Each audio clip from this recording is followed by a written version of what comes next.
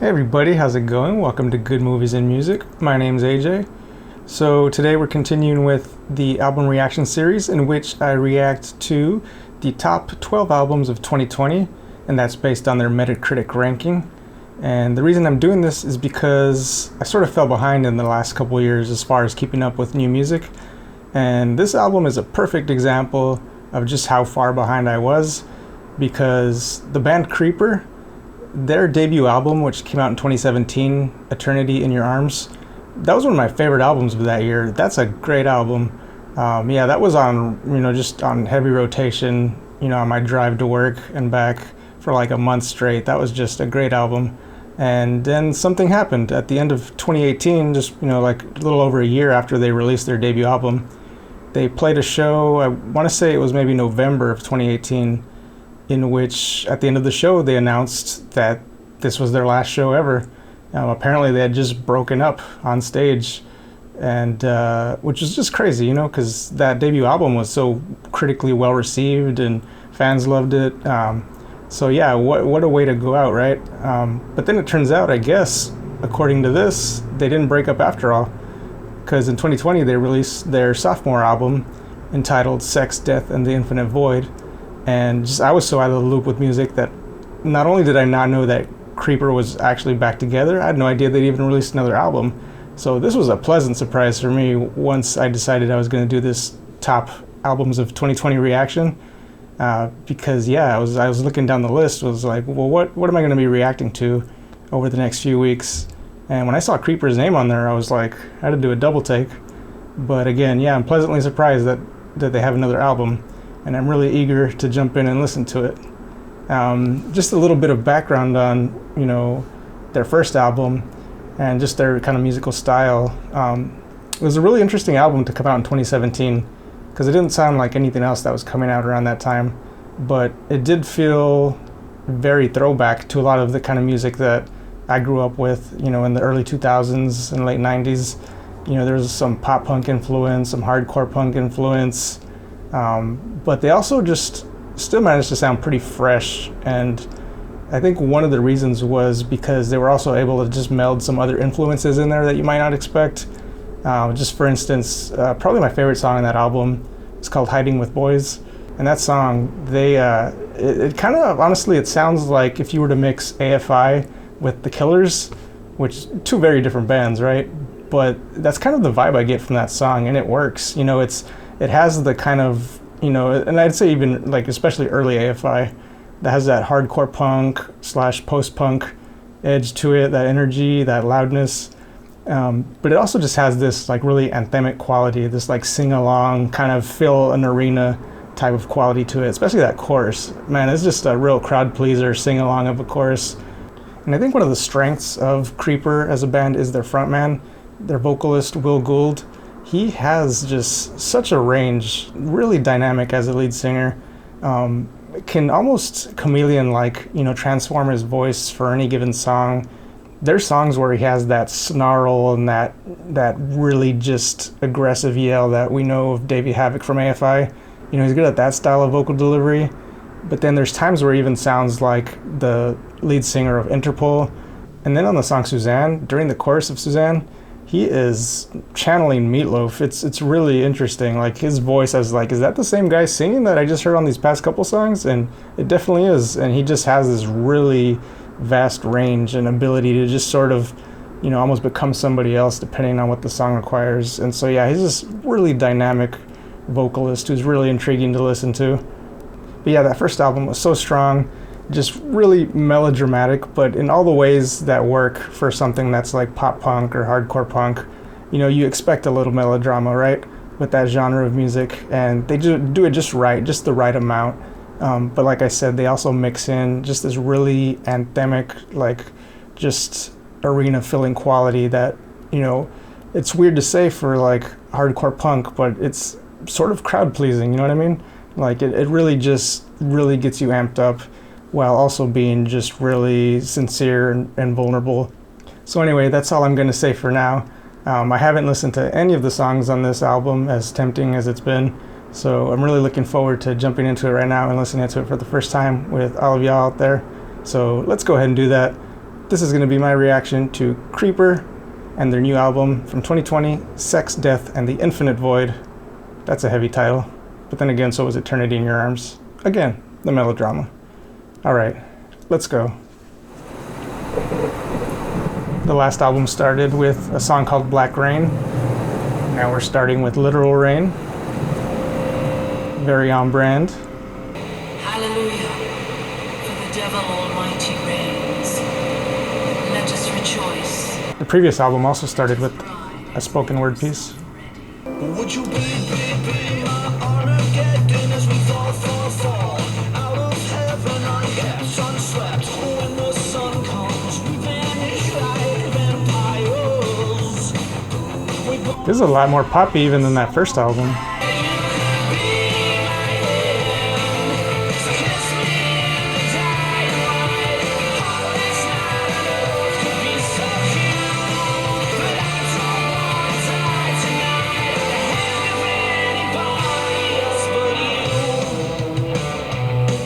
So far, this is feeling a little bit My Chemical Romance. That first verse had sort of an 80s sound to it even. A lot of different influences so far.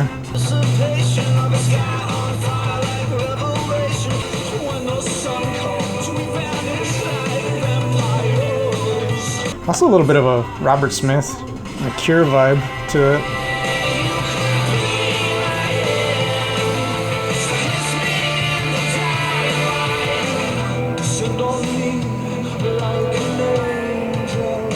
Whoa.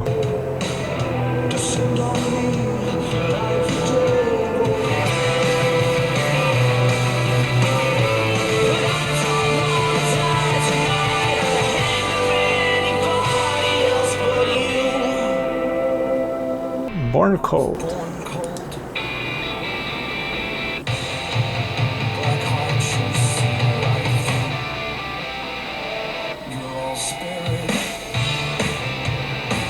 The way that guitar during the verse, the way there'd be like that riff and there'd be a little pause, is structured very similar to the band Hole, but it's like the one that starts, "Oh, make me over, I'm all I wanna be."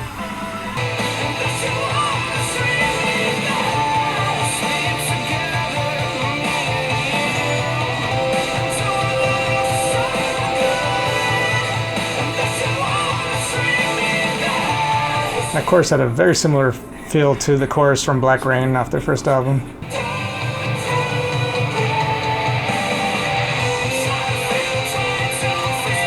Oh, I like that guitar part.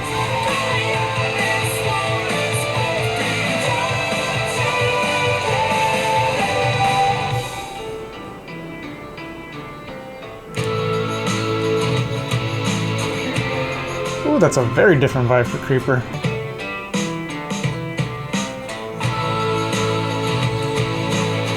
Country roots rock bluesy sound to it. Did not expect that.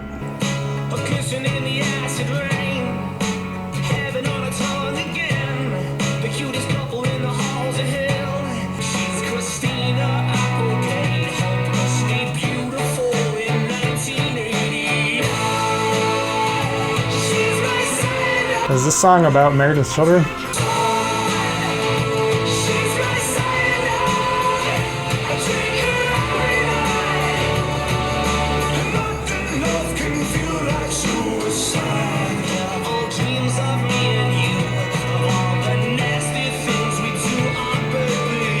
It's interesting how lyrically this song seems to be about a goth romance, but the song itself does not feel goth at all.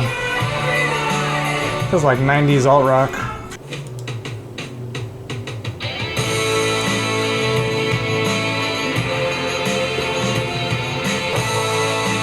Wow.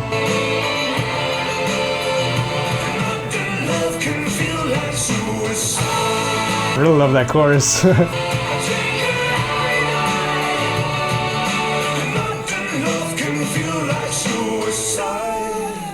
Ooh, smooth. Stuck the landing right there.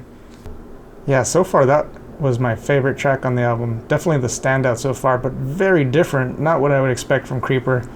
It's funny because just that last album, Eternity in Your Arms, the influences felt more like early 2000s to me. But this feels like they're dialing it back a few years, back up into the 90s. Some of that felt like just alt rock from the 90s. That, guitar solo at the end, that instrumental break, it reminded me of a band called Manson, spelled Mansun, I believe, also from the UK. And yeah, that was a very similar vibe, like this sort of Brit rock, alt rock, space rock kind of combination. That's what that was reminding me of. But the actual main body of the song, wow, yeah, there's, the verses felt very 90s alt rock, mid 90s, I would say. But that chorus, it just had like this really cool sort of, almost felt like that piano and the way he sung the chorus, like dun dun dun dun dun, and just that piano under it, the way he was kind of singing that to the rhythm of the piano at the same time, it felt like something you'd hear in a hip-hop song almost. So yeah, it's really interesting. This song was kind of a little bit of everything, but I really liked it a lot. Just not what I was expecting to hear sound-wise on this album. Killers kill until they're killed. As the clock is ticking, Lovers love until they don't. the sky is falling. And I feel nothing.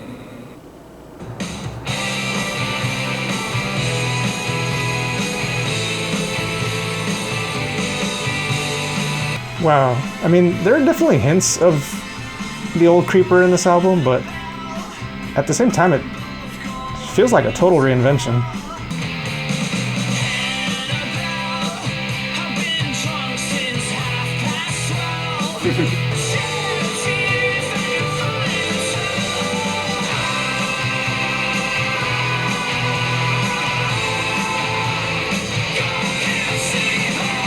There were definitely some arena fillers and some big anthems on the first album, but it felt a little more nuanced.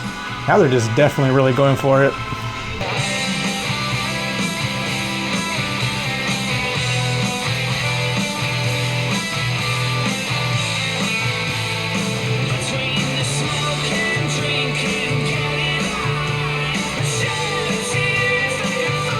This is not a dance move I expected to make to a Creeper album.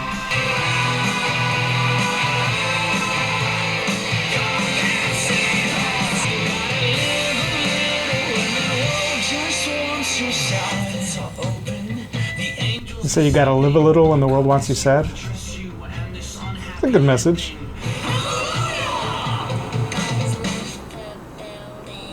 Haha, nice.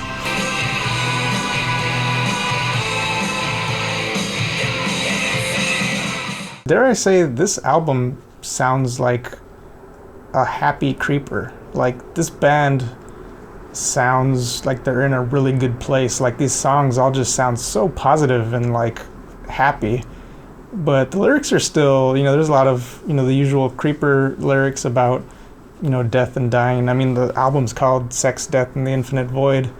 But at the same time, the way it's talking about these things is it's almost like, if I could coin a phrase, positive nihilism or optimistic nihilism, where it's like he's saying, what do you say, like, God has left us, so let's live like sinners, which sounds very nihilistic and pessimistic if you just read that. But the way he's saying it and the music underneath it, it's almost kind of taken as like an optimistic, kind of almost like, back in school you'd have a substitute teacher, and that was just an invitation for the entire class to just misbehave. Even like the normally good kids, everyone's just kind of like taking school a little bit less seriously because it's like, oh, well, you're not our real teacher. You're just basically babysitting us. So like, it's kind of the same energy of like, well, God's not watching. Let's just live like sinners. The teacher's out. Let's just misbehave. Let's just have fun. So it's real interesting.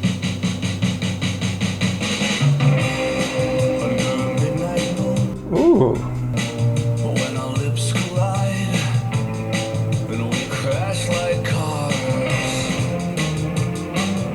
A little surfy, a little bit of a surf sound going to this one.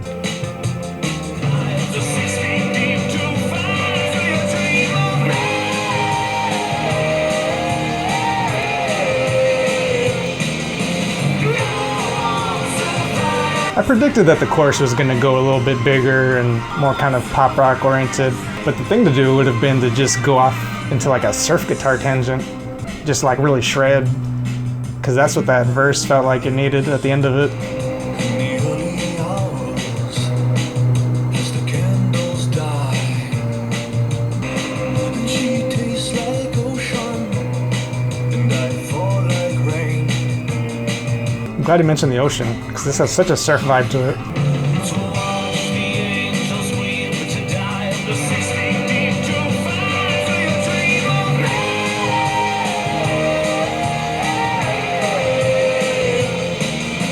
No one survives the night in paradise. No one survives the night.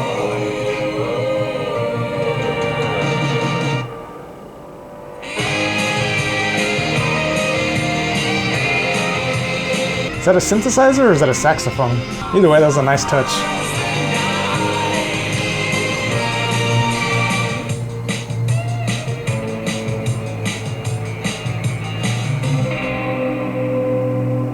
That's a song that in the 90s or 2000s could have fit on the soundtrack of either a Tarantino movie or a David Lynch movie. I've got a poisoned heart right from the start.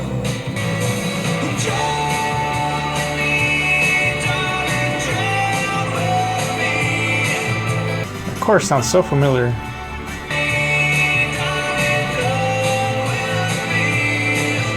I'm so conflicted right now because I'm enjoying the hell out of this album, but it does not feel like a Creeper album. Soon you'll drink the poison too.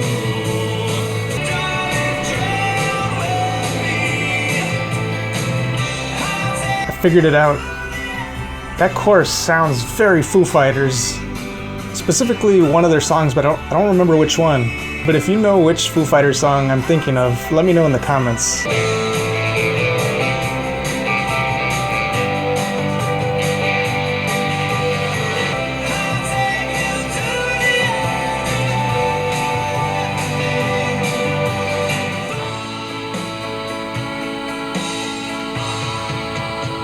We going doo-wop on this album? She gets so low, she smokes so much. 20 years don't get started rush. But the boys stand a chance. There's a darkness in her hands. We're clipping Cupid's wings.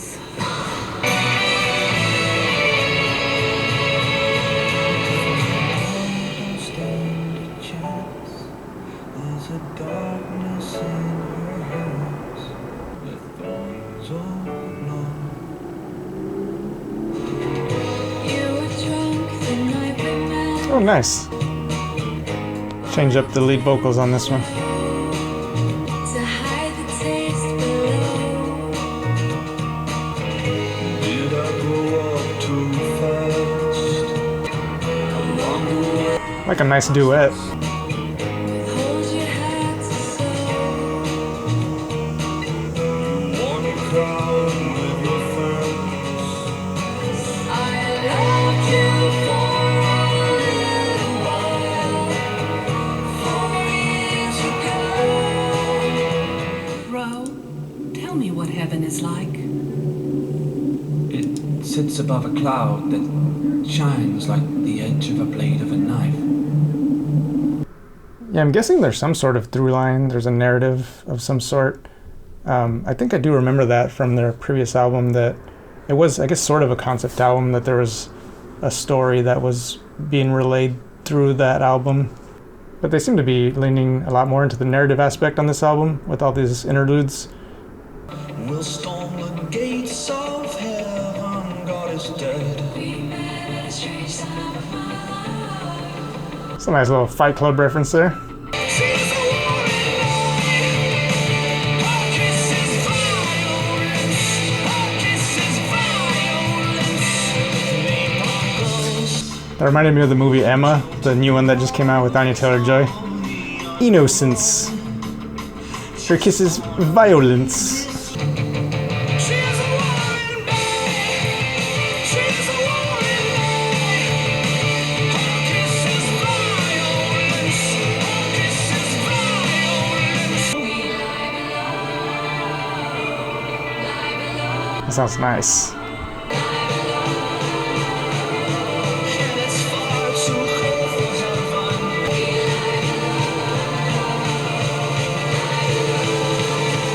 She's a war in me. She's a war in me. Her kiss is violence. Her kiss is violence.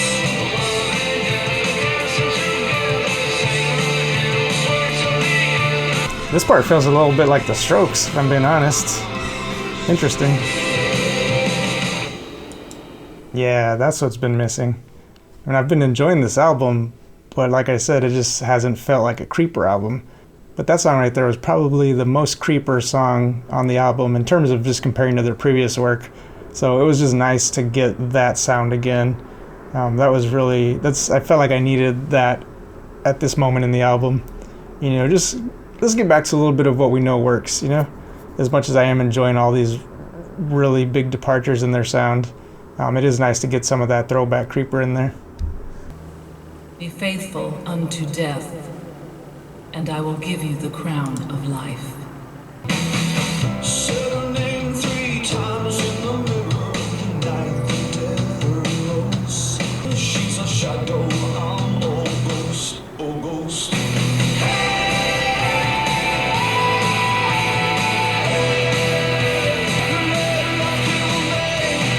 Father, Son, and the Holy Ghost, the Holy Trinity.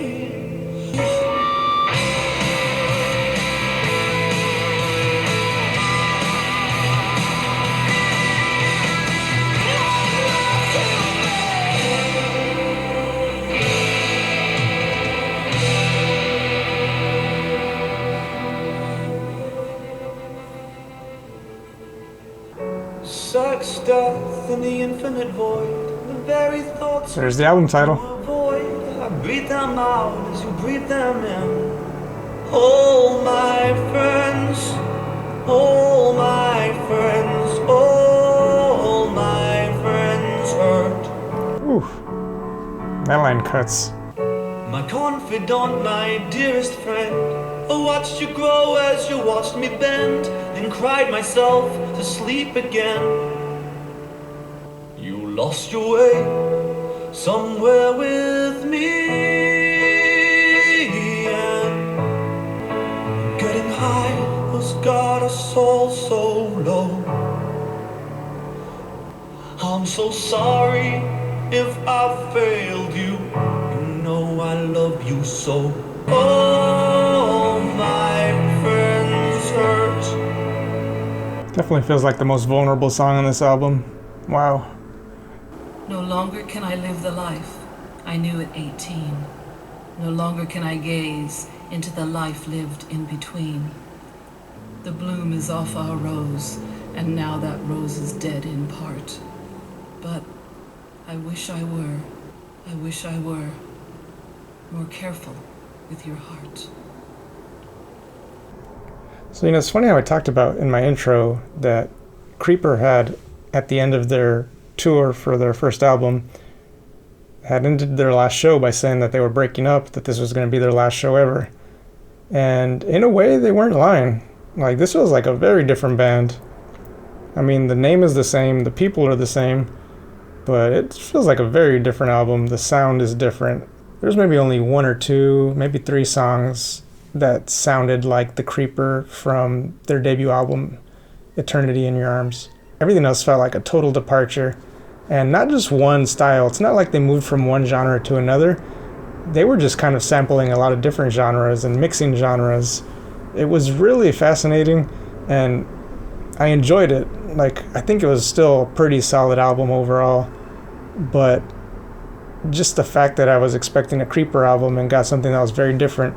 And I'm all for bands evolving and changing it up. Nothing wrong with that. Definitely, you know, to grow artistically. But it was such a, like, 180-degree turn that it's really kind of conflicting almost. And if I remember this correctly, I think I read that this album, at least partially, was written while Will Gould, the frontman, was living in LA. And yeah, this was very Los Angeles at points. I mean, that song Paradise, I imagine it was probably about being in LA. But it sounds so, like I said during the song, it felt very surfy, you know, kind of like what bands like Best Coast, you know, have been doing. And I think Haim has done this to an extent. You know, that was one of the albums I reacted to, was Haim's album from last year. And how those are LA-based bands who also have sort of a beachy kind of sound. The song Paradise felt very much like LA creeping in, no pun intended, into the sound of this British band, you know, this British hardcore band. You could tell they were very much influenced by their surroundings. And the other thing that's interesting about this album is not just that the sound is different, but how it's different. You know, their first album felt like a band that was writing about heartbreak. That whole album, Eternity in Your Arms, felt very much like a breakup album.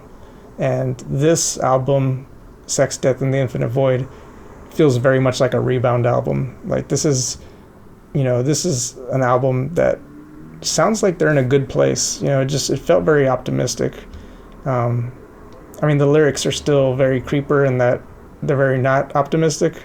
They do seem to touch on some darker themes, which, you know, you would expect from Creeper.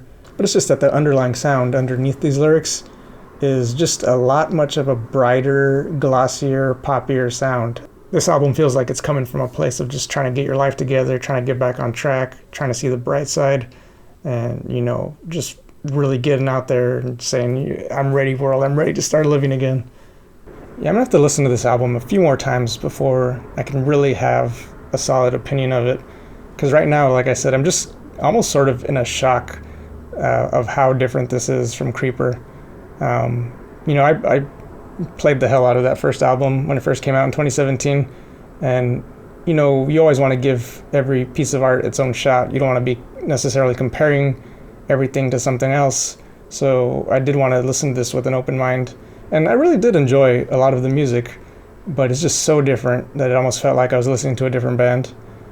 And despite it feeling like a total transformation, I still see the Creeper DNA in this. It doesn't feel like they're trying to be something else that they're not. Like, this still does feel natural to who they are and what they do. It's just another side of their personality, if that makes sense. It doesn't feel like they're trying to, like, pander to anybody or to appease anybody. It feels genuine. It's just a totally different side of them that we're used to. If you were already a fan of Creeper before this album came out, and then you listen to this album, what were your thoughts on it? You know, was it as much of a shock for you to just be like, wow, this is a very different sound? Or did you feel like it was a natural progression? And with that, I'm going to go ahead and call it a day. I'll definitely be listening to this album a lot more, and it'll be interesting to see how my opinion of the album evolves and solidifies over time. But yeah, there were some tracks on here that I'm really looking forward to revisiting.